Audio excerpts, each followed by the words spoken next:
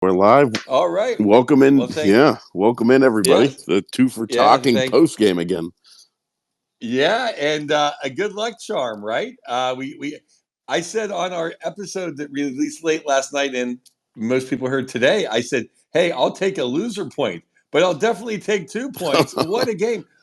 I don't even care, Corey, that we blew a three No. goal lead. Who cares? I mean, they beat the piss out of the Hurricanes this weekend, and we beat them. So what a great game for the whole team. I thought everybody played well. Yeah. Yeah. No, I mean, honestly, if it was we gave up a huge, 3 goal lead because we were playing so poorly, but the Panthers were just coming. Like, they were who they are, so it's like you can't really feel bad about that. And Jari, I mean, Jari probably saved us from losing in regulation by like, 2 or 3 goals. So like, Yeah, hats off to him. oh, absolutely. His save on Reinhardt on their power Yes. play was incredible. I marked that one. I marked his save on. He had a save on Kachuk, and he had a save on Barkov.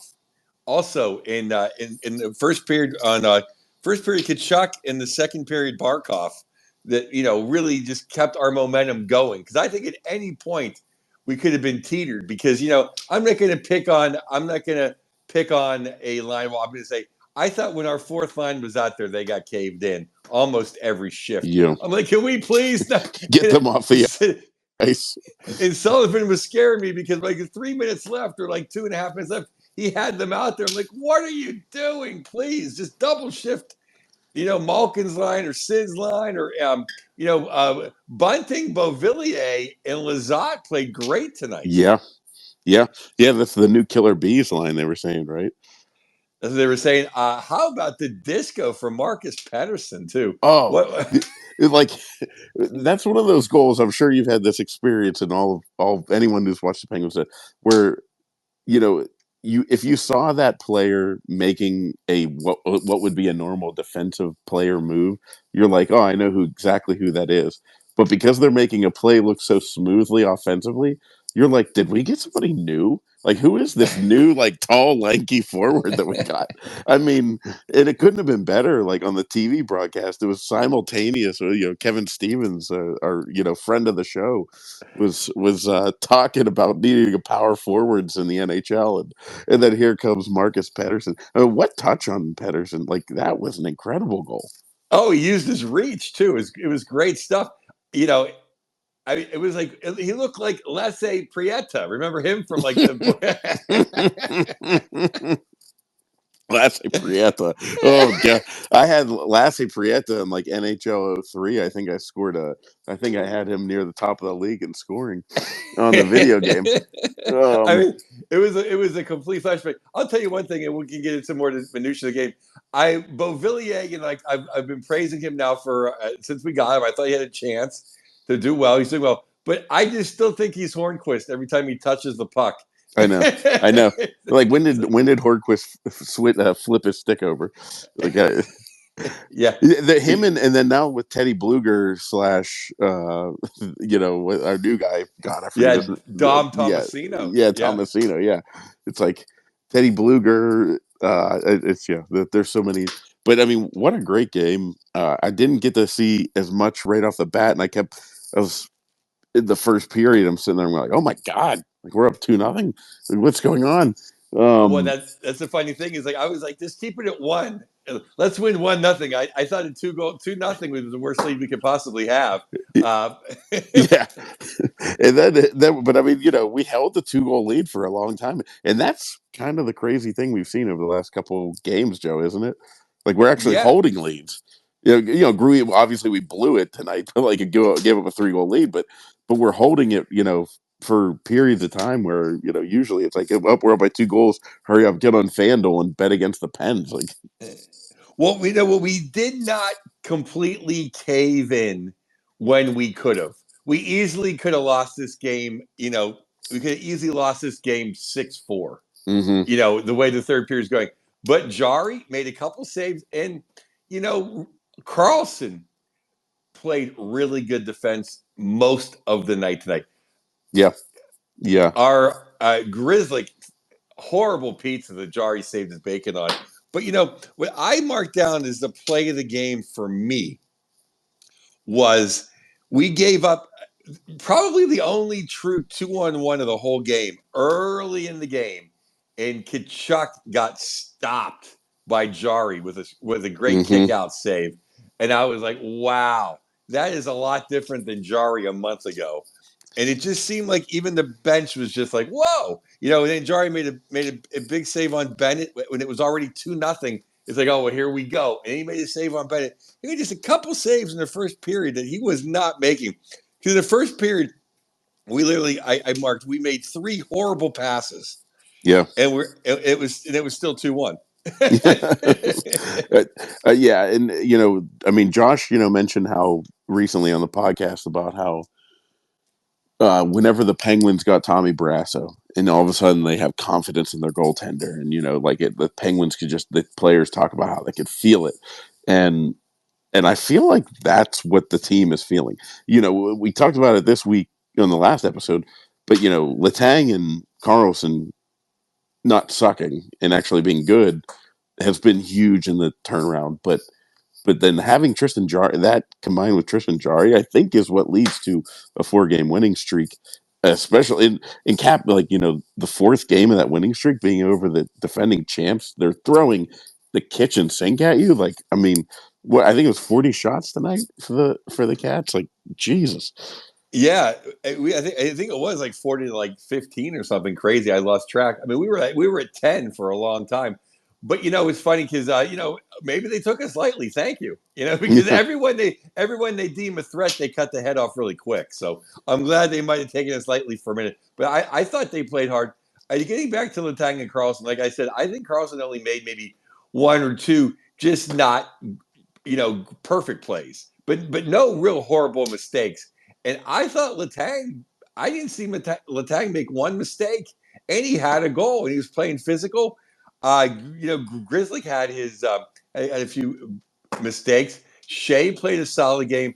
Pickering, Oh, his first goal. Pickering played great today, and I really think that Carlson is rising. Is rising Pedersen's game, because I was hard on Pedersen the last month. I'm thinking he's been terrible, but Pedersen these last 4 games has kind of played just as well as Carlson has. So you got to give Petey a big tap of the stick. yeah, no, they're both playing much better, and um, you know, other than I think it was pointed out on the broadcast, the which goal was it? It wasn't the Kachuk goal. It was maybe the Reinhardt one where there's a bunch of stick checks, and nobody taking the body on Kachuk and everything. But other than that, I f- I feel like the Penguins are playing really annoying defense. And I mean annoying for the other team. Where like just, from like my perspective, like when playing hockey, it's like when you have those tenacious teams, they're just not gonna let you go. And you're like, Jesus, can I just stick handle for like 2 seconds without somebody on my ass? Like I feel like that's maybe what's kind of turning this team around. It's just like they don't have the speed that they had in 16 and 17. They don't have that, but if they play discipline and they just stay on people, like they have the ability to play smart and frustrate people, don't they? Yes, well, what I've noticed is they've just been on the right side of the puck Yep. these last 4 games.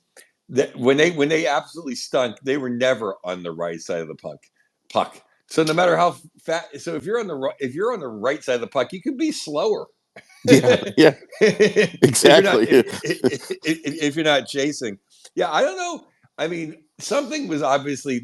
I know they had. I think they had 2 good practices, but something was definitely said, because they've been a completely different team since the blowout to Utah. Another thing I noticed too was, when we kind of blew it in overtime with Sid stealing the puck and then going around, and then it was Malkin out there. And I'm a Geno guy, but I was just like, this is not good. There's too much firepower on Florida. And then Geno made the defensive play. I don't know if they gave him an assist on it, but he's the one that made the defensive play that sprung Rusty and Carlson. Yeah. Oh, yeah. That was. I mean, That it was literally the game saving play. Like it was unreal. But by the way, I posted out there. If anyone wants to see, we will take calls. Anyone wants to come up. My, so I was distracted for a second because I was chuckling. My friend Jason responded to that and said, "Should Tomasino receive hard consideration for turning this team around? I'll hang up and listen." But yeah, no, I mean, how about Raquel on the block and that nice Murphy dump on the Pedersen goal? Yeah, I mean, I know Stevens kept saying it that they need to play smart with the puck, and I know they gave up a 3-goal lead, but I think this was the smartest hockey game they've played because I said with Josh, I said they might have to play their best game and still lose 5-3. Yeah, Well, they played their best game and they won 5-4. yeah, yeah. Like, I mean, like for anyone, there should be nobody. I'm sitting there thinking to myself in overtime, like, oh, Pens fans are gonna be so depressed if we blow a 3-goal lead and we lose the game. But nobody should be depressed about it being against that Florida Panthers team because, good lord, I mean, if that doesn't that they remind me of the 16-17 Pens, more the 16 Pens, with just the suffocating. Like I'm like Jesus, like they are all over us. Um, They actually remind me more of the 2009-10 Pens or 2008 Pens. They're much more physical. I know. I mean, yeah, we love yeah, we love Kunitz and we love Benino, and those guys are some rough and tumble guys. But they have some downright bastards on that team, which I say with great love. yeah, yeah, That we had in 2008, 2009. Um, you know what's funny about in giving them, giving Florida a loser point does not make a difference. It's not like we gave the Islanders or the Capitals the loser point. Like yeah. Florida, like we're not competing against Florida. Like I wish we were, but we're Yeah, not. where that loser point to them doesn't hurt us at all. Like, Yeah, it's funny because the great Pittsburgh comedian Steve Byrne called me today, and he was like, "Well, what are you thinking about the Penguins?" And I said what I said on the show. It just makes me sick.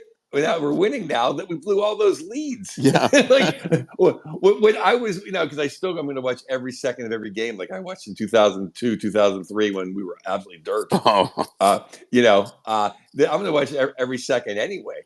But at least it's like, okay, well, if we stink, we're going to get the 5th pick in the draft. But now it's like if we miss the playoffs by 3 points, we blew 7 2-goal leads. like if he's so furious. I know, I know. Those of us that lived through the X generation and watched every game, we're something seriously wrong with us. I know, Joe. If you were in Pittsburgh at that time, you would have been probably forging a student ID just to get student rush tickets to every game. Um, That was right when DirecTV first came out, and I had one of the very first TiVos. A friend of mine worked for TiVo down in Silicon Valley, so I literally was TiVoing every Penguin game. So I saw every one of those games. That's when my wife knew I'm a huge fan, no matter what. Because like, how could anyone endure that every day? It was an you experience. watched you watched Kelly Buckberger get his first goal on like December 20th, and I think that Yeah, might have been his only goal. yeah, and that's always hot. I always think that I never want my captain just to be. It reminds me because I was living in San Francisco at that time, and it was like the Odgers was the captain of the Sharks. It's like I don't want my captain just to be the guy that has to go out and get his ass kicked every game. Yeah, yeah, Well, hey, look, hey, Bootberger's sticking up for Rico Fata. He's a punching bag. yeah. Hey, look, Odgers is sticking up for Olin Nolan is getting his head kicked in, or that was even Oh, so. Olin Nolan, yeah, oh, man. But no, so I mean, who would you say was your? Which, by the way, how have we not talked about this yet? Because I'm sitting there going like, okay, we're gonna do post game with Joe Bartnick. Who's gonna score the game winning goal in overtime? And it's the Rusty Racer of all people. Like I was like, Jesus, like like usually if Ryan Rust scores a big goal like that, it's like, oh, gotta go text Joe. I'm like, well, I just talked to him in like 2 minutes about how amped he was to see the Rusty Racer. Oh, Rusty's my boy, and I lose everything in life. And somehow, somewhere, I lost my donation to the Rusty Foundation with the Rusty T-shirt, it haunts me. Oh, Once every 2 weeks, I think I'm going to go in the garage and look again. it's gonna be there. Yeah, it's obviously in like some gym bag I left in some hotel somewhere. I have no idea, but most swag is just garbage. But that Rusty shirt was killer vintage material, and you gotta love the Rusty Razor. Does anybody want to join in? Yeah. And let's see, please, can some of our Any listeners? anyone want to come up and join, ask some questions? You can be part of the show if you are a listener, and we may or may not. We don't know for sure. It all depends on his day job. Josh may join us at some point. But he's doing the heavy lifting at the moment. He's in the locker room getting all the insight that me and Joe just glean off of him. Well, that's the beauty. I mean, I think we both are just so happy to be working with Josh because, like, all I've ever done is read him every day for the last 15 years, Yeah. and we get a chance to talk to him. So it would be great if all of our fans are more interactive, and send us emails and questions because this is really your chance to interact with Josh, who no one knows more about the Penguins than Josh Owie. No one's more in touch than Josh. No. I mean, he doesn't need a commercial. Everyone listening to this knows, No, but I mean, I was thinking about that recently. Like, so obviously he started in '09, but like, what would you compare his insight to back in like the '90s? Like, Well, only Dave Molinari. yeah, the Hall of I Famer. know, yeah, because I know Tom McMillan was around too. But I always read I read both, but it seemed like I read more of Dave Molinari, and I mean, I if we ever have him on the show, I will ask him a couple of questions, but I don't want to not besmirch him. But I always he had a couple opinions way back in the day, which I did not agree with. Yeah, No, not as much as my hatred for Ron Cook, though. no, no, He did not blast Jaromir Jagr on the way out the door. yeah, no, but at the same time, anything about uh, not knowing anything about hockey, and he just Oh yeah. No, exactly. um, but yeah, no, I mean, yeah, anyone that wants to join, come on up. Don't be shy. You can send, like I posted my buddy's tweet up there. They call it the Nest, or I've heard other people call it the Jumbotron, on Twitter. And just so you guys know, some of you're probably listening to this because I am recording it, so it'll come out later on the podcast itself. Through the podcast channel. We're doing this live on Twitter. We're trying a couple different ways to do this.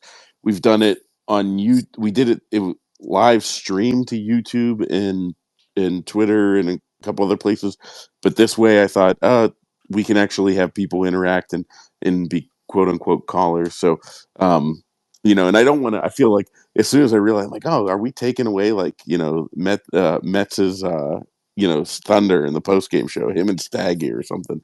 But those are the terrestrial radio people, and we can start getting people here that are listening on the internet.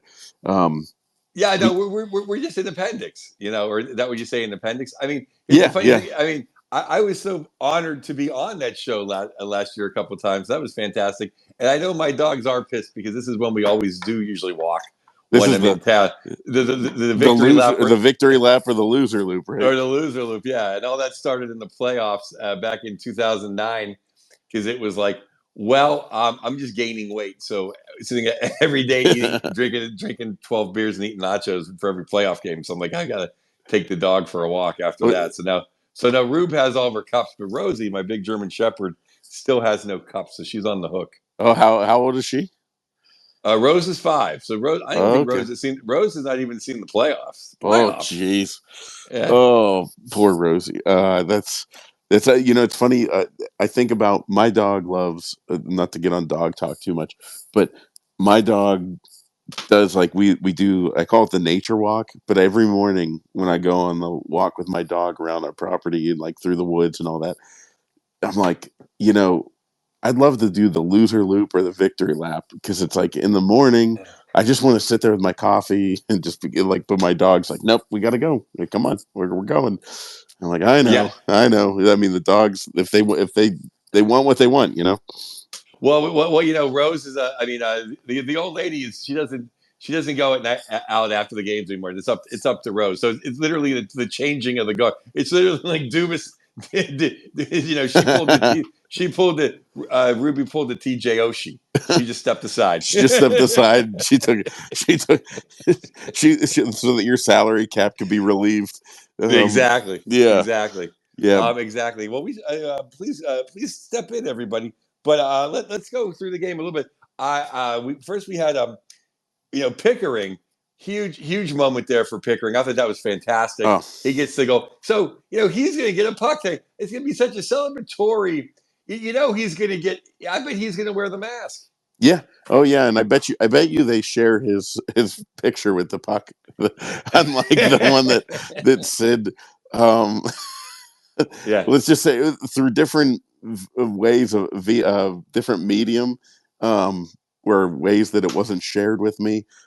Josh did let me see what it looked like, and yeah, that picture was not happening for Sid. That was not. Oh yeah. He sent it 3 times, Yeah, and then we had Gino with the sweet pass from Tomasino, the Don, yeah. which was fantastic. I mean, Gino hasn't played with a guy like that with sweet hands like that in a long time. He is Two smooth, guys with isn't he? sweet hands.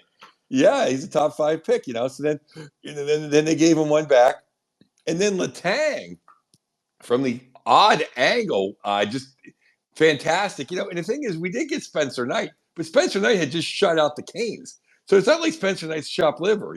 I mean, he's not Bobrovsky, but it was great. And then we had the great Marcus Pedersen coming down Broadway or Fifth Avenue, if you will. That was just fantastic. And then we gave 3 back, but then the Rusty Razor looking off Carlson the whole time just buried it. And I mean, it was vintage Rusty, because remember when Rusty, his first year as rookie, he never passed the puck. Yeah, I know. I was afraid that he was going to, because I saw Carlson open up. But I'll tell you, I think that Carlson opening up, and like that was on his mind. That's why he was off his angle a little bit, and Rusty saw that and just absolutely Oh, blistered that snapshot over the glove. oh yeah. I mean, whatever you want to say about Carlson's defensive instincts, he has offensive instincts. He knew to open up there. Yeah, yeah, hey, totally. Like, I swear. I mean, I don't know. I didn't get to see a replay where I could see the goalie's eyes, but you know that he knows he's cheating a little bit just in case Rust makes that pass. Now, the defenseman took away the pass, so I'm sitting there praying to Rusty. I'm like, please do not pass this, because that pass is not getting through. And Yeah. leave it to Rusty to just absolutely top shelf, send everybody home happy. As Josh gets off, says a 2-point party on Fifth Avenue, and Now, can we use that tape to show our defensemen how to play the 2-on-1? yeah, I know, That because that's we did exactly that's the exactly what we opposite of don't that. do. Yeah, we give them the pass and the shot. We want to make everyone have all the options. Yeah. We don't want to have any prejudice here. We just want to let everybody do their thing. We want everybody, do what you want. It's almost like the current day parenting, where it's like, do whatever you want. Like, oh, you hit the ball in T-ball. It doesn't matter if you ran to third base. Just do that. That works for you. We'll let you do whatever you want. Now, it was great. It was great seeing Artie, and we also had a Matt Cullen sighting, Yeah, which, yeah. which was fun to see. I missed. I was actually doing some business, so I missed the beginning little ceremony. I was on the phone. Of course, I had it on mute. So I guess Matt being inducted this year too as well, or is he was just there to hang out? I think so. I actually was getting dinner together, so I was actually kind of half paying attention to that as well. But I'm a little embarrassed that, like, the USA Hockey, so it's the USA Hockey Hall of Fame, and I think the induction is happening here. Yeah, Is the induction's tomorrow. So that's what they said. Like 16 of Stevens' 1988 Olympic team came to help, came to be there with him, including Brian Leach, which I thought was super neat. and did you hear Artie during the broadcast when he said, he's like, I saw Leach get on the plane, like, it's like, you just imagine being on a plane and you see Kevin Stevens and Brian Leach on the same plane. Really. Like, okay, Uh, I'm dead. Like I've died and gone to heaven. What's going on here? yeah, they're having a good time. And they said that Jim Rutherford was in town. Ah, well, GMJR. If can he go back to his old office and maybe show Kyle Dubas how to work that trade phone? Um, Well, I'll tell you one thing. What a time to be showcasing Marcus Pedersen, though. yeah, I think his stock just went up tonight 1,000%. no, I mean, like we were saying, well, him and Raquel. So all of a sudden it's like before this 4-game win streak, it was like, can you guys start playing good? Just to well, Raquel's been playing good, but for Pedersen, can you play good just so we can trade you for something? And now it's like, oh, like actually, can we just keep you? Like, I don't know. I mean, if they stay playing the way that they're playing right now, they are a team that can win a playoff series. I'm not saying they're a Stanley Cup team. You know, I'm not going to go that far. well, I'm sorry. They're a team that can possibly make the playoffs if they stay this. If they stay, or they don't have to win every game now. They won 4 and 5 in a row, 4 in a row, 4 in a row. mm, I think they can. As I said before, that's what makes me sick about blowing all those two, not even 2 goal leads, 2-0 leads. yeah, Be that as it may, I don't see them because obviously they'll be in a wild card position. I don't see them beating I don't see them beating the Devils or Florida as or Toronto. nah, I, yeah. I mean, I guess. What that being said, we had the Yager 99. I mean, against the Devil, the President's Trophy winner Devils. So all right, well, crazier well, when things have Yager, happened. when Yager, if Yager was on this team, I would think maybe, but I don't know how many. I don't know. I mean, of course, Sid can produce some miracles. No, but I'm dead serious about you know Raquel was under contract, and $5 million a year for a guy that's playing like that, when with the cap going up, is not that bad of a thing. No, I know we want to get younger, but Raquel was not ancient, and but Pedersen, I'm a Marcus Pedersen guy. I've been, you're hardest on the ones you love, but he is not. He's a free agent, so I don't think I want to break the bank for him with some of our young guys coming up. That's why I no matter what, I think I trade Pedersen, because why do you want to get into it? Someone's going to overpay him, yeah, and why should it be us? yeah. I mean, that's almost like from a Steelers perspective, the Dan Moore Jr. Who's going to break the bank. It's like, sometimes you just got to let a guy walk. Um, you know, Right now, I'm more concerned because the other free agent that can walk away is Drew O'Connor, and I think he is playing some great hockey. And I love him on Malkin's line because he reminds me of a young, of a little bit, a B plus Bugsy Malone. mm-hmm, mm-hmm. And he's exactly what Gino needs, a big guy that goes straight to the net with some hands. So I want to definitely keep him, and we've Put nurtured the this guy money for towards him. 3. Yeah. Yeah, we nurtured this guy for 3 years now. Like, I don't want to give up on him now. Well, yeah. I mean, like like Josh used to say, he was. I mean, this was. I don't know if he ever wrote it, but it was probably like a year ago or something like that. Probably it was like the first Twitter space we did with him. He said something like, "He's the best player you see in practice." You know, but just, if it could come over to games, and now it's come over to games, and it's been that way. Well, It's not like this just happened in the last couple of weeks. This is almost well, a calendar year. I mean, in my opinion, he's one of the top 4 reasons why we made that late surge last year. Mm-hmm. I mean, Ned number one, Sid number two, but I think he was number 3. And after that, I think combining Ivany and Shea. Now, that is one thing that disturbed me is Ivany. I can't complain about the way the deep played whatsoever, but Ivany shipped to Wilkes. Not happy about that. Yeah, I was going to ask you about that. I mean, like obviously, I think one of the things I would ask you about with with the defense, like who stays, who goes, who should move. Ivany, I'm not a Well, fan going down, but Pickering, like, is it safe to say, barring a catastrophic step back, he's here? I think he's here to stay. And he was going to come in for. We talked about this on the show. He was supposed to play for Grizzlick on Thursday or on Wednesday, but then he got sick. But then it's funny how he popped right back in.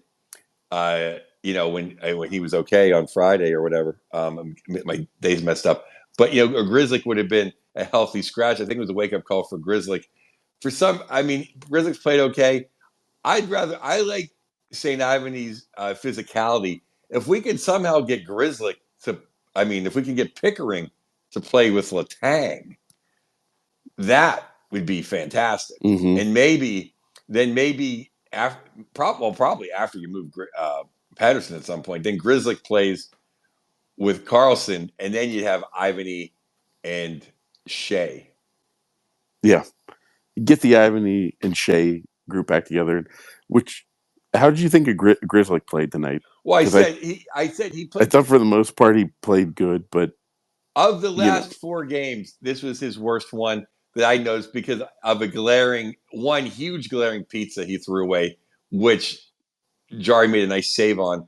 And then just overall, I thought the puck stopped and he made the wrong decision with himself a few more times than I'd say the last 3 games. He was really always moving the puck in the right direction, very rarely going backwards and rarely making a bad pass. Tonight, I think was his worst game of the 4, but not enough for him to be benched, and certainly it'll never be enough to make me want to see Ryan Graves ever again.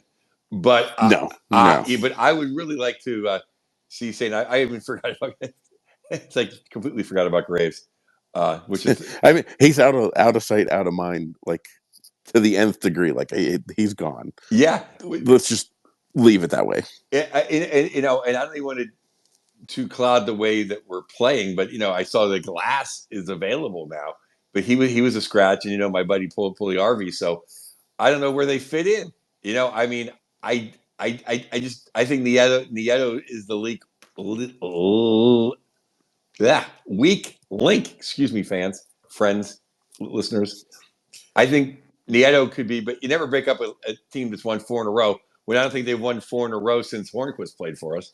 No, it's been a while. Yeah, I don't even think I lived in the house that I live in last time we won 4 games in a row. yeah, yeah. So, Exactly. yeah, I But don't know. Did you have a mustache the last time we had 4 wins in a row? well, I grew a mustache right after when COVID started. So it's since COVID, I don't know if they went. They definitely haven't beaten 4 teams with a winning percentage like this. I guarantee you that. Yeah, I mean that's the crazy part too. Like, let's be honest, Joe. Like when we were talking about it on the podcast yesterday, we were like, when you said, "I'll take the loser point," and I was like, "Man, if I bet on I would take that 100%. If I could take that, I'd pay good money just for the loser point." There's To, no way that any of you listeners, and you guys, please chime in. There's no way any of us would have not just signed for the loser point this morning. yeah, like no questions asked. You didn't have to know the circumstances of the game, the fluctuation of the score, anything. If somebody was standing next to your bed when you woke up and said, "Would you sign right here for the loser point?" You've been like, "Yep, done." Yes, I would. Yes, I would. So And we'll certainly take 2. we were, I think, kind of in the back of our minds, afraid that we were going to get shelled by them. And frankly, let's bring this back to the goaltender. That is, if Jari was playing like Jari from 3 weeks ago, then we do get shelled tonight. And we absolutely get rocked out of the building and probably lose. We scored more goals. We probably lose 8-4. Yes, I stand by the fact that I believe I said on this show or our regular show that we've played well, but the goaltenders have been the driving force. We haven't played well enough to win all those games on our own. We've played better, but Jari and Ned have each made some incredible saves along the way. And tonight, Jari definitely had to be a star of the game, and he definitely played his ass off tonight. Yeah, yeah. I didn't see the stars of the game. I'm sure he had to have been one of them. Um, and what do you think of Gino with a nice goal with the parents in town? Can we just keep them in Pittsburgh, in perpetuity? Well, that's what I was telling my buddy Randy. I'm like, Randy, you have extra rooms in your house. Why can't the Malkins stay with you? it's funny, it's funny because I was listening. I was in the car for like 6 hours today, and I was listening to the DV morning show, and he was talking about. I don't know if you heard today's episode, but he was talking about they were talking about Thanksgiving guests and like when people spend the night and everything. And Randy was like, I have people that'll be like, hey, like I'm gonna be in town for the Steeler game. Can I bring like a bunch of people? But then he did, a Joe Bartnick reference came in because he said he's like, and sometimes you have the guests where you just didn't know they were gonna spend the night, and then you wake up and find Joe Bartnick laying face down on your basement floor. Yeah. Um, Well, if you listen to the DV morning show the podcast from I think 2 weeks ago when I was in town that Friday morning. Um, yeah, it was a Friday morning. We went through the top 5 times I've passed out at his house. Uh, the- well, uh, yeah, the one that I'm most curious about, how did your wallet get under his bar? The way he described it is that your wallet wasn't like you lost your wallet and you found it at the airport, but let's just give a little like peek behind the curtain of Joe's life for the listeners. You lost your wallet, you were at the airport, and that's when you found out. And then like 6 months later, he found it under his bar, like Yeah, not wedged. just under the bar. It caused so much drama. I want to talk to the Penguins, but real Yeah. quick. It caused so much drama for about 24 hours. My wife is still pissed about it and can't believe that the first place anyone would look when it's Joe Bartnick's wallet is under a bar. But but the funny thing is it was so far into the bar, like somehow I had to lift up the bar and get it got under there. But let's we got a Yeah. couple more minutes here. Anyone, please, listeners, the senator, please, Victor, Andrew, Joe. What a great name! Please give a thought, give a detail. Let's jump in. People are tired of hearing me and Cory talk. Yeah. Yeah. Well, they're tired of me talking, but but Well, what I was scared too. I thought it really worked out for us. I thought even though I thought the game, I thought it not being a penalty fest, even though at the beginning of the game, Gino got hauled down, and there was another call that I think we could have had, and it was like, oh, the crowd got a little incensed, and as Borky said, oh, the natives are restless. The last thing you want to get in with the Florida Panthers is a power play festival because we're not going to win that. I don't care how hot we are.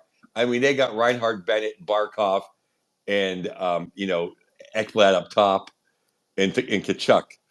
So yeah, I think the officials helped us today by keeping the whistles in their shorts. thankfully, I mean, that was one of the when I saw the amount of shots that the Panthers had, I immediately looked. This was whenever I was like peeking in between periods and trying to catch up. And I looked in the app and I'm like, oh my god, like we had to have been on like 4 penalty kills. And I was like, oh no, we had none at that point. Um, No, they rolled their lines on the fourth line about 3 times. I mean, it definitely twice. And the one time Pedersen had a 3-minute shift.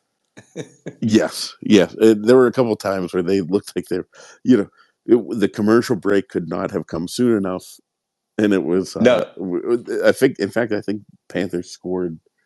Let's say the third goal in a moment whenever if a puck could have just glanced off a stick and gone out of play, and we got to the commercial break. I'm sitting there thinking, just get to the commercial break without giving up a goal. well, we definitely got saved by the bell twice. That's at the ends of both periods. We were hanging on by a thread.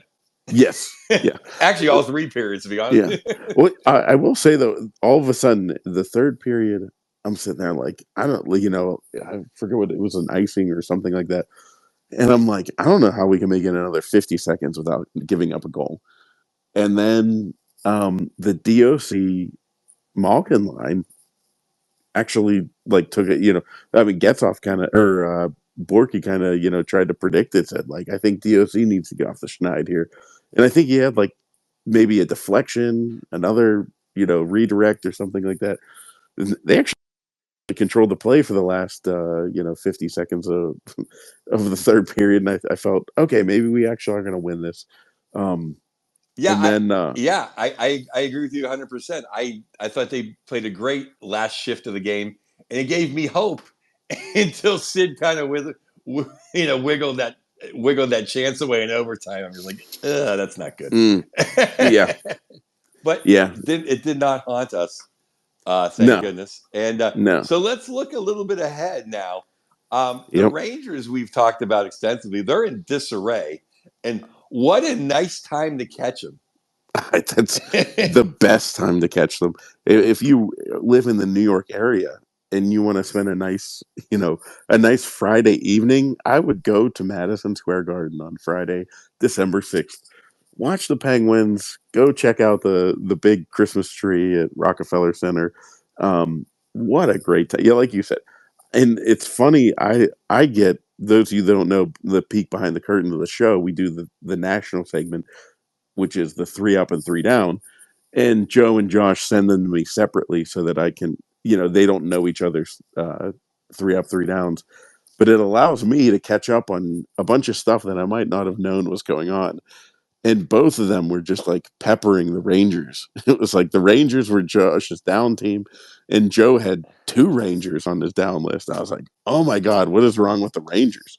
And it, and, they're and they got they're shellacked, and they're off now for 3 days. So I don't think there'll be a coaching change, but maybe Kreider will be traded by then. it, Maybe is there any advance towards that? Like, is that a legit? Because I mean, when we were doing the show last night, oh, look who's in town. Please, sir. We have to let Josh. Josh, please, your thoughts. oh, we've got the Josh Yowie Can Josh coming Josh up. Yeah, give I sent him an invite. okay. Uh, There we go. Mr. Yowie, that had to have been a very happy locker room that you were just in. Oh, you might be muted. You got to tap the mic in the corner. Hi, sorry guys. Um, it was kind of a happy locker room. Owen Pickering was really happy. Um, it was such a weird game, right? Because Florida's obviously the better team, and they took it to them much of the game, and yet the Penguins didn't do a lot of the stupid crap that we've been seeing from them. And there weren't that many self-inflicted wounds. They were just holding on for dear life. But I'm not going to be hard on them. They've won 4 in a row, and they just beat the champs, whether they got outplayed or not. I see it as a positive for the Penguins.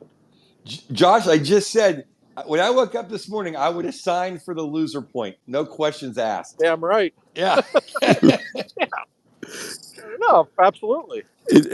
Joe and I've been saying, I mean, the Panthers threw everything they could at the Pens, uh, and we really got to give our tap of the stick to Tristan Jarry, because if it wasn't for the way he played tonight, we could have lost this game 8-4. Jari was good, and I've been certainly tough on him at times this season. I roundly admit, but I thought he was really good tonight. And Florida, I mean, you could feel it coming in the third period. That was just a surge from a great hockey team. But to Jari's credit, he made a couple of saves when they tied it at 4, when the whole building thought they were going to lose. I think he's getting better, and I think he's clearly a better goaltender now than he was before he went to Wilkes-Barre. He has a long way to go, but I give him credit. And Sully just now during his post-game press conference was really complimentary of Jari. I mean, I don't think the Penguins were all that thrilled with how they played tonight, quite honestly. But he did enough. He did what he had to do, and you get 2 points against that team, and you've done something good, because that's a great hockey team. It was the first thing Crystal Tang said to me after the game. I said, another blown lead, but at least you got 2 points. And Tanger looked at me and said, hey, it's a pretty damn good hockey team we were playing. And he's not wrong. He's not No, wrong. no. I said early on in this Twitter fest here, I said, Josh, I thought his save on Kachuk early in the first on that 2-on-1 was just Yes. huge. And then when it was 2-0, I know we gave it away at one point, but his save on his save on Bennett when it was 2-0, I thought was just huge. Like he withheld the fort long enough that we could get to overtime. That's right. He And that save he made on Kachuk on the 2-on-1 in the first period, yeah. that was probably his biggest save of the game. That's the save he hasn't been making this season. That's the one I And marked. God knows what Erik Karlsson was doing on the play. He was just kind of standing by the boards. I have no idea what he was doing, but it felt like a goal was coming, and he made the save, and it gave the building a little bit of life. And he needed that. And like none of the goals were terrible tonight. I mean, there might have been one or two he would have wanted back, but facing 40 plus shots against a team that good, you're not going to throw many shutouts. I see progress in his game, Joe. I definitely see progress. He's moving in the right direction, I believe. I see progress in his game, and I think you kind of Carlson's one mental mistake. But I thought as a whole, I saw very little mistakes from Carlson, and he was actually playing defense most of the night. And as a team, I thought they were on the right side of the puck almost all night, which they have not been most of the season.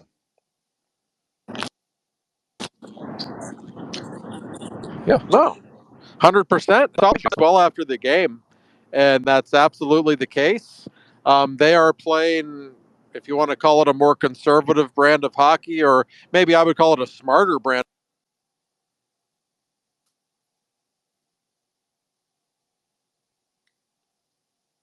You went computer, Josh. Did we lose Josh? He might be a Mario. Oh, we go. I think both of Letang and Carlson are really playing better in the last week, and it's no coincidence they've won 4 in a row. I mean, they're a way better team when those two are not struggling the way they were in October. Oh, absolutely. I mean, I didn't see Letang make one stupid mistake tonight, which is, and it's rising all ships because I also thought it was besides Pedersen. I mean, just looking like Chris Kreider. I thought that Pedersen played. I thought Pedersen's played better the last Way four better. four games. Yeah, so he's rounding into shape, and Well, other than Grizzly's pizza, his couple pizzas tonight, he's been okay. But a couple of just huge pizzas tonight from Grizzly.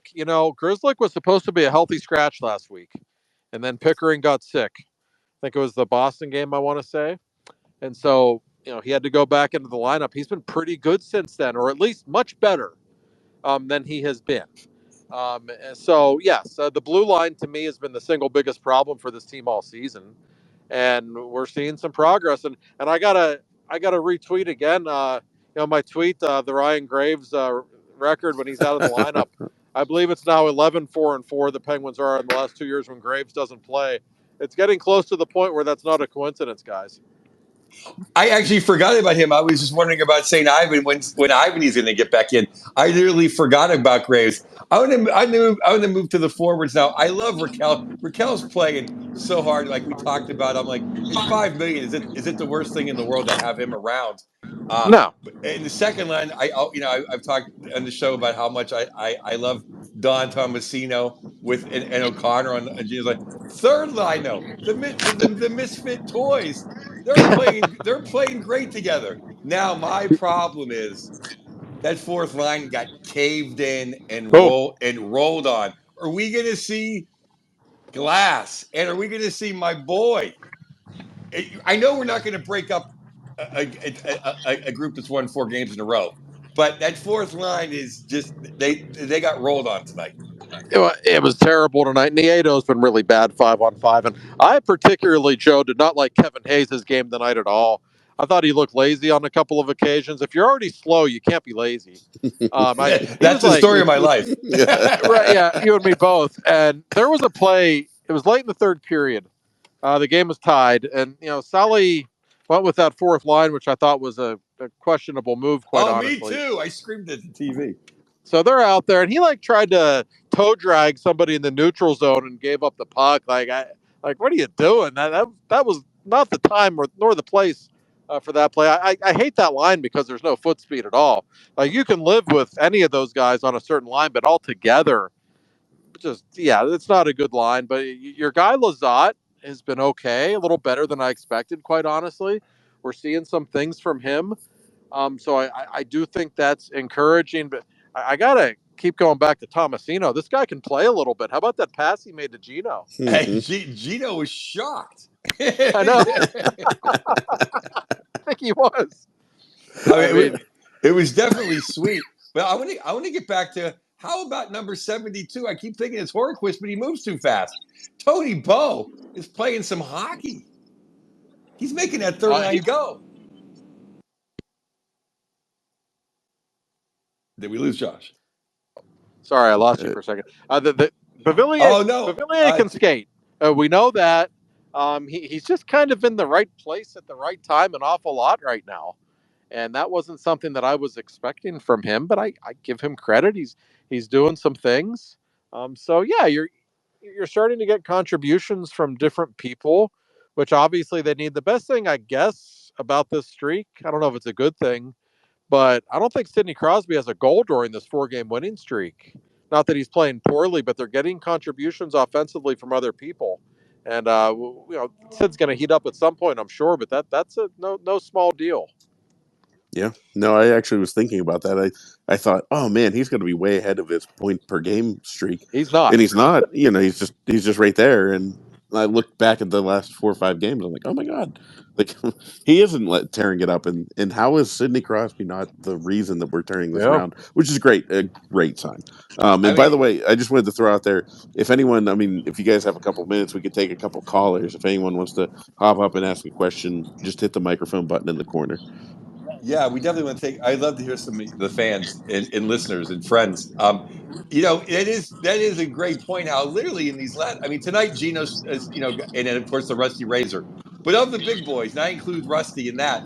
They haven't. They played well, but they haven't carried us in these 4 games, No. which is really astounding. Because before, no one did anything. We didn't even sniff a loser point if it wasn't for the 2 big guys. No, that's right. But no, it's a good thing they're getting that scoring depth.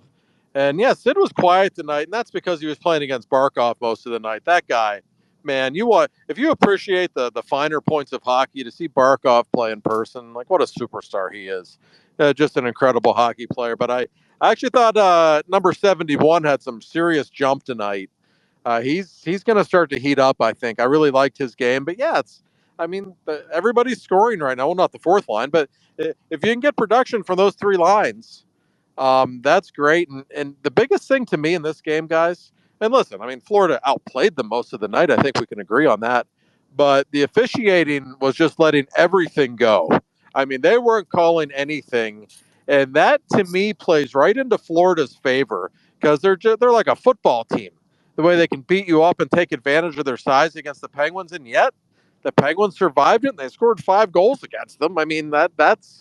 That's a pretty surprising thing given what I would have expected going into this game. So it wasn't pretty. The shot total really wasn't pretty, but it's a nice win. And Joe, I thought of you immediately when Rusty buried the game winner. I know that's your guy. And like the Penguins, they get so pass happy, right?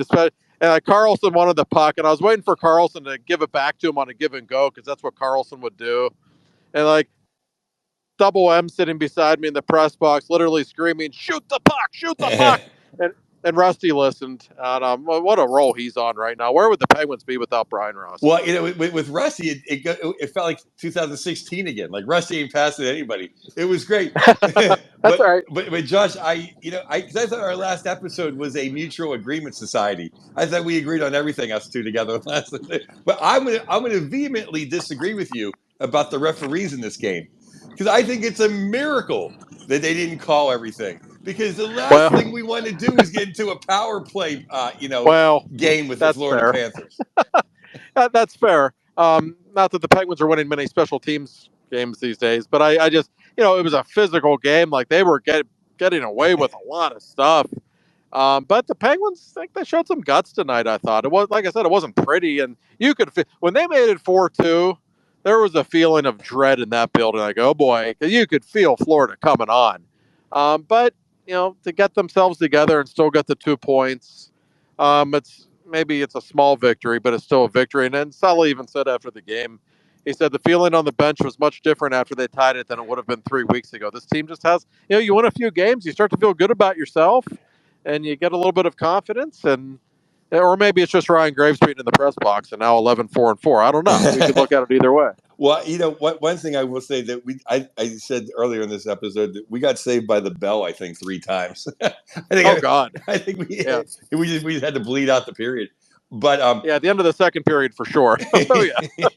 but you know, I was hopeful in overtime until Sid kind of, just kind of weaseled that chance away. And they went back the other way, and like Gino in overtime, like, oh boy.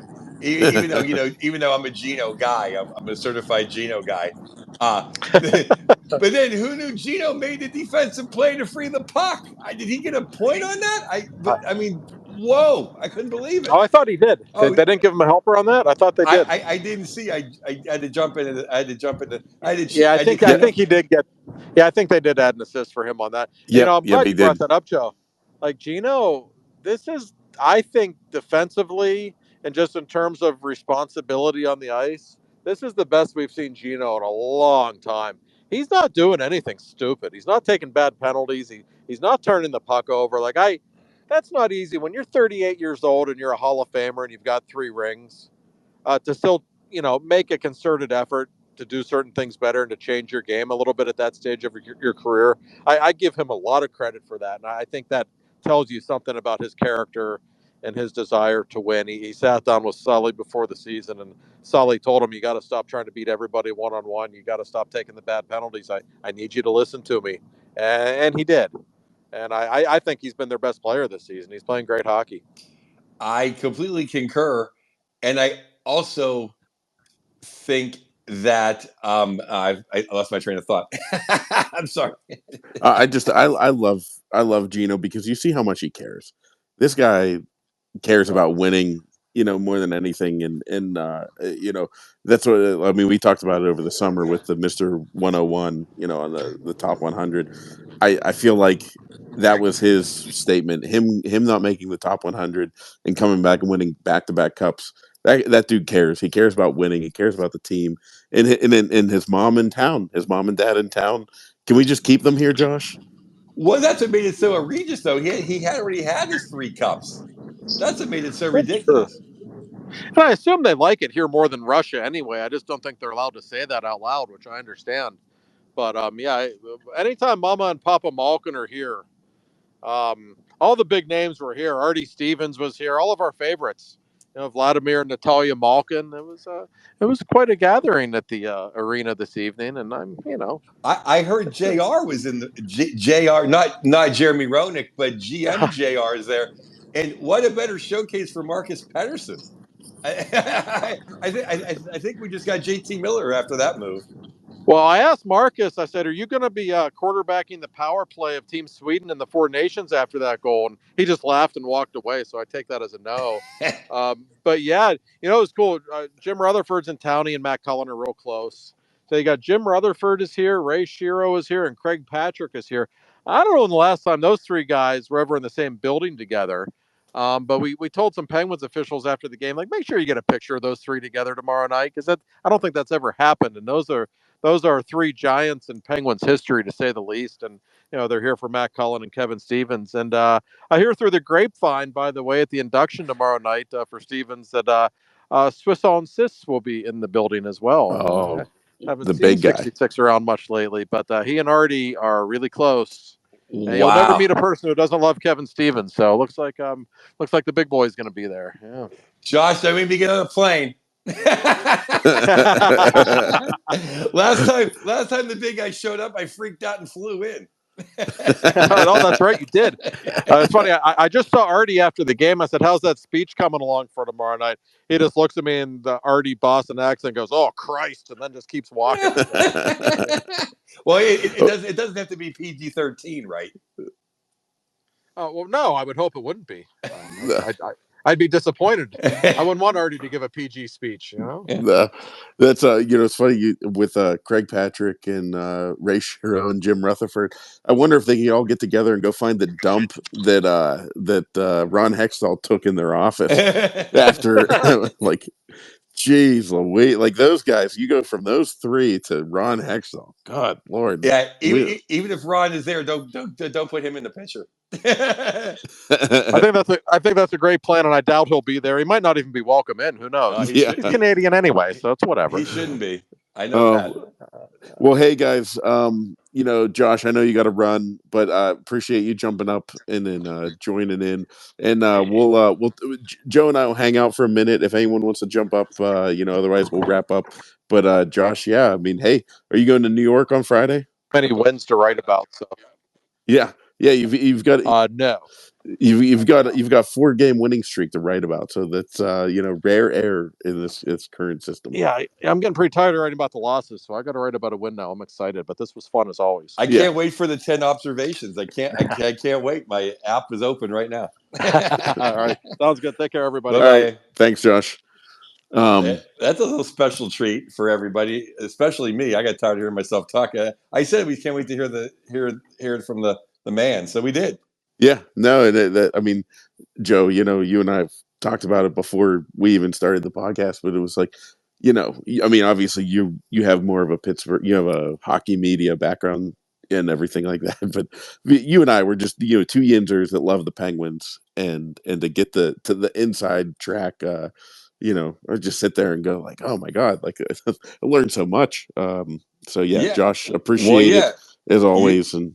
When you asked me, he goes, "Hey, you're like, hey, Josh, I'd like to do a podcast with you. You want to do it?" It's like, oh my god, absolutely. Well, let's. People are here in Tarners Talk. Let's give everyone a couple seconds here. Yeah. Either jump in and we'll let everybody get on with their night and enjoy the rest of their evening with a smile on their face. With 2 points from the Rusty Razor. Thank you. Oh, everyone can go get a shake tomorrow. Yeah, you can get a half off.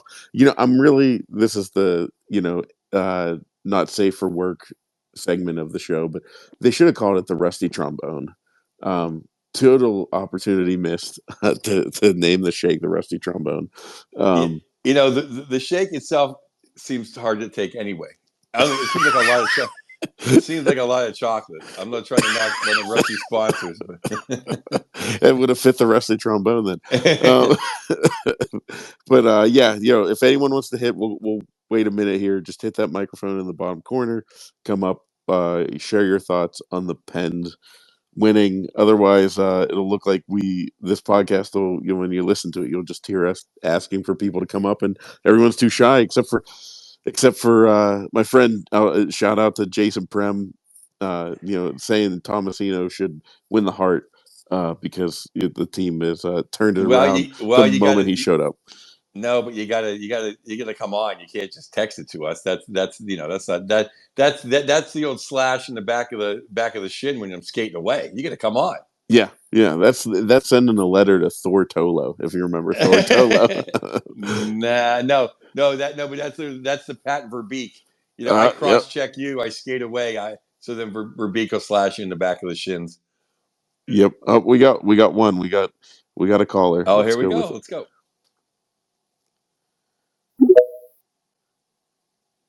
Hello. Hello. Hey, Renee. How you doing? Yeah. Oh, you got the name right, Mr. Joe. What's going on? What's on your noodle? Nothing much. Just just a good night. Saw the Penguins win. It's a good feeling. You know what I'm saying? It's good. How are you guys feeling? Good. What did you think of the game? I'll say this. I didn't start watching until I think they were up 2-0, and I think who scored the third goal? I think it was no, I think it was Pedersen. Oh no, it was Letang. It was Letang. Yeah. Man, I felt like as soon as we were up 2-0, you get that dreaded feeling with, the Penguins and 2-0 leads and stuff. Man, I just sunk into the couch and I was just praying. I was like, man, nah. But then they lit up and then it was 4-4. So I was like, oh, okay, great night. But 5-4 win, absolutely. But what do you guys think they're gonna do with Graves? I think he's gonna get his ass is gonna fall asleep from sitting in that press box. He's gonna eat a lot of popcorn between now and the end of the season, I think. Yeah, I don't know if you were listening earlier, but I actually forgot about him. I was thinking, I wonder if how St. Ivan's going to get back, either A, back from Wilkes-Barre and B, back in the lineup. So I kind of like his toughness, but they're not going to break up a team that's won 4 straight. And I don't see anywhere for Graves to go except either to Wilkes-Barre or to a different team. I mean, Josh has all the stats. They're just a much better team without him. Yeah, I mean, like their winning percentage. Yeah, like Josh, tweeted about it and everything. their winning percentage without him is incredible compared to with him. I mean, they're like below 500 with him, and I think it's long overdue. It's time to go. Like, I don't care if you can trade him, whatever. Just cut him, eat the $5 million salary. Well, if he's in Wilkes-Barre, he counts less against your cap. Yeah, and Joe, I think you were the one that pointed that out, right? Like, like all of a sudden, like, hey, like, there's a little way to save like $1 million and a half on the cap. Yeah, I mean, this is not third grade girls soccer. You can't worry about people's feelings. This is the NHL. So if we can save $1 million and have him not play, let's. I'm all for that. Well, Renee, thank you so much for calling in. Yeah, no, yeah, thank you. And you're our first caller in ever, so thank you so much. Yeah. Yeah, absolutely, man. Appreciate it. And yo, by the way, Joe, yes, that's an amazing mustache, man. I wish I could grow facial hair like that, man. Oh well, I'm sure I'm older than you. It may come in sooner than later. Hopefully, man. Have a good night, guys. All right, thanks, Renee. Hey, Steel City, you're up. What's up? What do you think of the game? I think the game was all right. A little disappointed after it was 4-1 at one point. But I have a kind of a relevant question, if you will, about the Roger and the Jaeger trade. Yes, go ahead. How are we? Do we like it then? Are we still liking it? How do you guys feel with that? Yeah, I mean, Riker's he's still only 2 years in a year and a half in pro hockey. I think he's more of what we need, at least in the long run, because I want a tougher kid that has some hands that can go to the net. We're not outskilling teams is great, but I'd rather have a guy that's going to play 10 years and to be a true NHL hockey player. Because who knows? I mean, I'm not knocking Jaeger. I'm sure he's a very good hockey player, but I'm of the school like let's get some more young power forward type guys because you can't teach size. No, I agree with you. Wow, that's on point. Yeah. No, if you can ever take a Michigan man, you get a Michigan man. That's my Michigan statement for the day. But no, Jaeger. I mean, I agree with Joe. Like, when it first came up and we talked about it over the summer, it's like, yeah, I mean, Jaeger might turn into a good player, everything like that. But we have enough people that do the nice, fancy stuff. I want somebody that's going to get his nose broken and score the goal after the fact. So that seems like somebody that Rucker is, and we'll see. I mean, prospects are prospects. We'll see how it pans out. Yeah, I honestly can say I did not really see Jaeger play any hockey except for some preseason action. But I saw Rucker play a lot because they play Friday nights. There's not that much NHL stuff, and Michigan's on the CBS Sports Network a lot. So I saw Rucker play at Michigan a few times, and I saw him play on the national team. And when you're captain of the national team, you got a little something in you, that I kind of like, kind of a leadership, a toughness, and I'm all for him.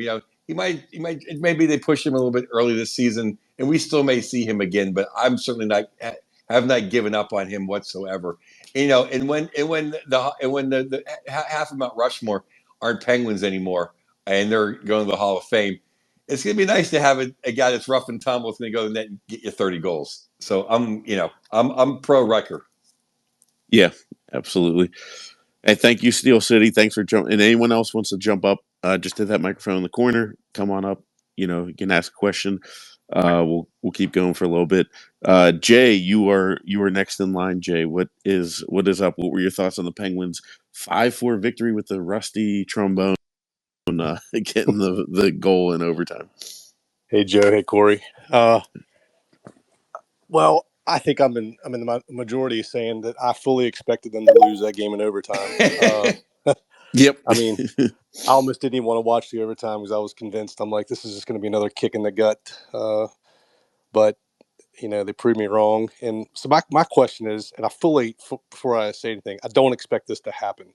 But if it comes middle of, let's say, January, and the Penguins are all of a sudden like looking like they're in third place, maybe in the division, creeping into a playoff spot, do you think Dubas all of a sudden shifts course a little bit, or do you think he's committed right now, saying there's no way this team's going to do much, and even if we're hot and sitting in third place, I'm still looking to sell off some parts and acquire as much draft capital or young players as I can.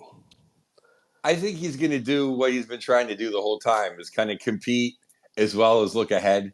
I think Pedersen will be gone because I don't know if you were heard from in the middle of the show, just because he's going to be an unrestricted free agent and someone's going to Right. pay too much money for him. So it shouldn't be us. But now, if we can get back maybe a guy that we can plug in that maybe is under contract that is younger, that can play, and I don't see him tanking if we're in third place or in a wild card position. I just see him kind of maybe floating along and tweaking, still getting rid of what he can, but not just throwing away guys for nothing. Like, he'll probably keep Raquel then until maybe the summer. Right. Does that answer your Yeah. question, Jay? I mean, It does. he's certainly not going to. Hey, look, we're 3 games up on we're 3 games up on the second wild card. He's certainly not going to throw away the team and just kind of spit in Sin Gino's face. Right. That's what I was thinking. He's Like you've got these guys, for the last couple of years, and you kind of owe it to them to at least try. And I just thought, I don't expect us to be sitting anywhere great. I love the 4-game winning streak and all, but I don't expect it to be this, we win 15 out of 17 or something crazy like that. But, it's fun while it lasts. Yeah. Exactly. Let's just enjoy it, because 3 weeks ago it was like, oh my God, what is am I even going to make it to January? Now I'm worried about our playoff seeding in January. So thanks for the call, Jay. Anything else? Yep. Yeah. Thanks. No. Anything else, Jay? No, sir. Have a great night, guys. Thank you. Thanks.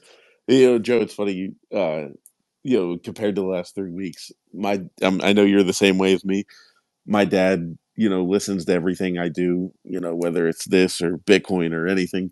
And he calls me the other day and he goes, "Oh boy, I have like the beginning of the last episode after Sid's 600th when they got booed." He's like, "I've never seen 3 Penguins fans so depressed in my life." he's like, it's not. He watches on YouTube, so he's like, it wasn't just your voices. He's like, it was like I could see it in your faces. You guys were just like, I don't know what to do. So yeah, I mean, anything is an improvement.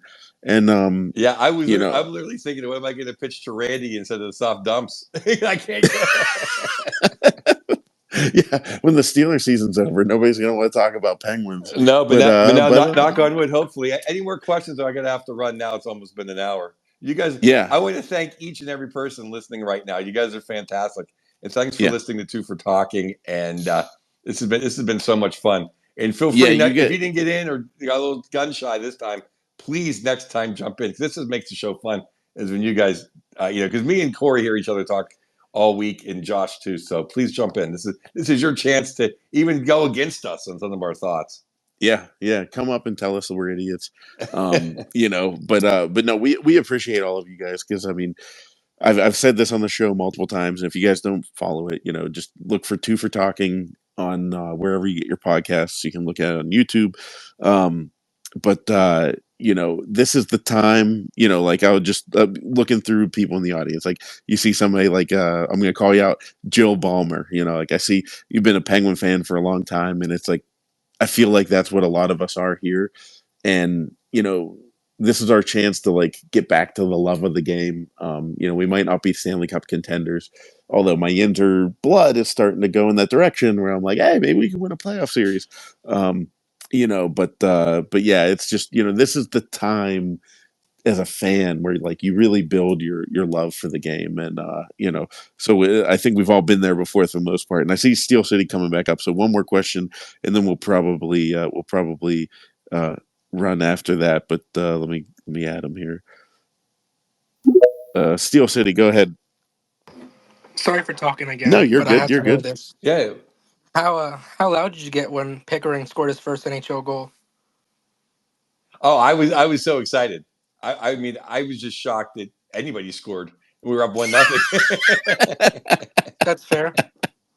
Yes, I think we were all surprised that we were up 1-0. But like I said earlier in the show, anytime the Rusty Razor scores a big goal for like the last 5 or 6 years, I just immediately go to text Joe, and I'm like, oh, the Rusty Razor scored a big goal, and I'm going to be talking to Joe in like 2 minutes here. So and